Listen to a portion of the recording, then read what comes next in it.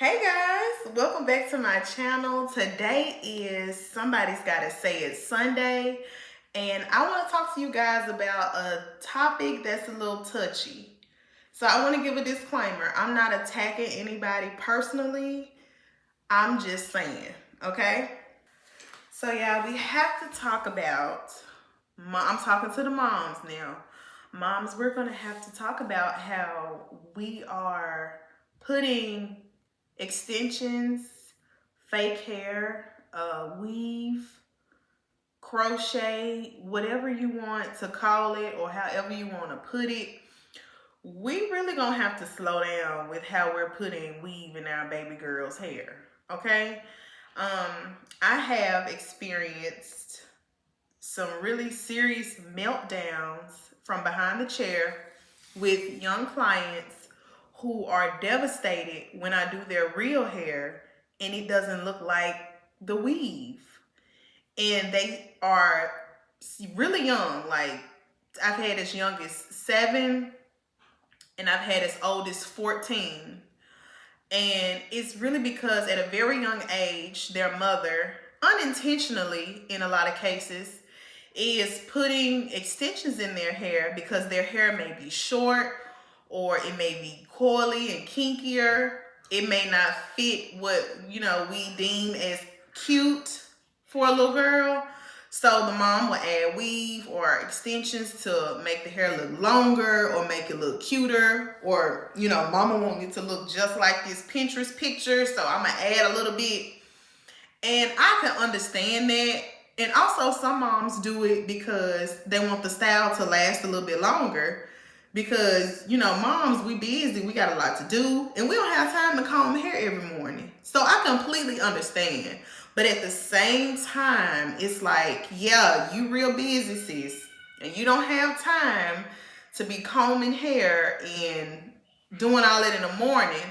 But do you want to be making your baby self-conscious and also insecure about her own natural hair? The trade-off is not worth it, in my opinion.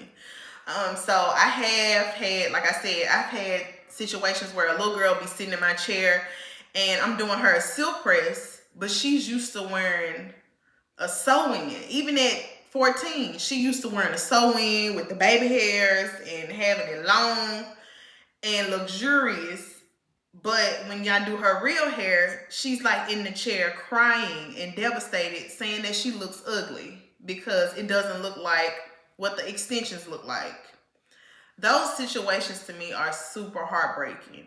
And the reason why I wanted to talk about that today on Somebody's Gotta Say It Sunday is because somebody's gotta say something. And I'll be that person. So y'all can be told with me about it.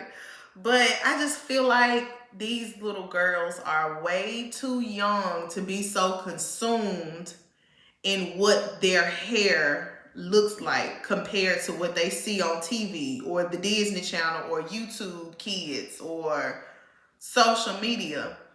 They are looking to look like these people when, as parents, as moms, our voice should speak louder than any other voice in their ear. We should be setting a tone at home for how our babies view themselves. So if I tell my daughter, you look beautiful without weave, you don't need extensions, she should believe me because I'm making sure I'm grooming her. Well, not grooming her, but making sure that I'm validating her when she is wearing her natural hair so she doesn't feel like I need weave to look pretty. Or I don't need to have no bust down with baby hairs in order to be cute. Because these babies are young. Like, they're not even 16 yet, but they're so used to having extensions in their hair that they just cannot, they can't go without it. And they're already addicted to extensions.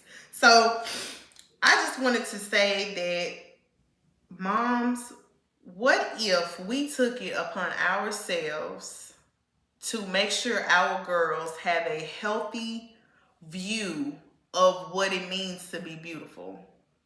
That it's not all about what you look like on the outside, but what you look like on the inside matters most.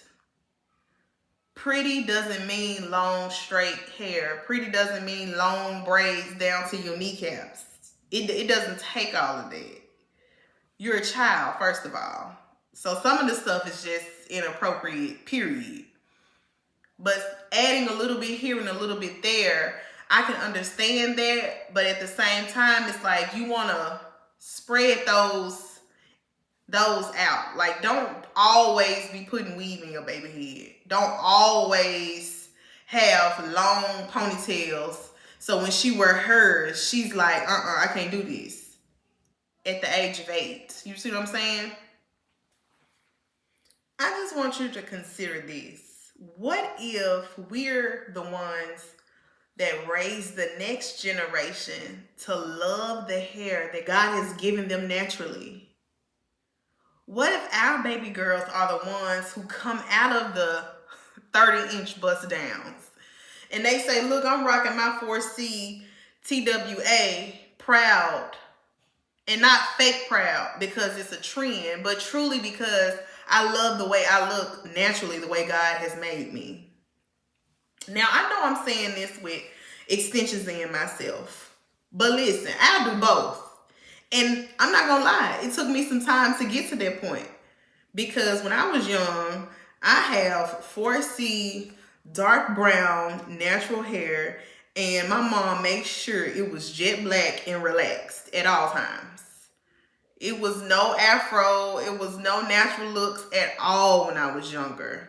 And it was truly because she felt like that was what I had to have in order to look pretty, truthfully. And I love my mom, but it did cause me to be self-conscious about my natural hair. And it took me some time to really love my hair. And then I also went natural, but I kept it in like a short, like a fade. Because I still didn't feel like growing it out because I felt like it didn't look cute growing out. I'm going to be honest. I was like, I'm going to just keep it short if I'm going to wear it natural. So it's a process. But it just really breaks my heart to see so many young girls, little girls who feel like if I wear my hair, I look ugly. And they crying in my chair and they're devastated because it's like, oh, I look a mess.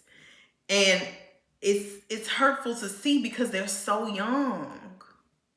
So I'm just asking the moms to, like, y'all, we're going to have to really pour into our babies more. We're going to have to be more intentional about making sure that they know they look beautiful with their 4C type coily, whatever they're working with. It may not be 4C. It may be 3A. Whatever their curl pattern and their texture is, we have to encourage them and be intentional. We can't just assume that they love their hair.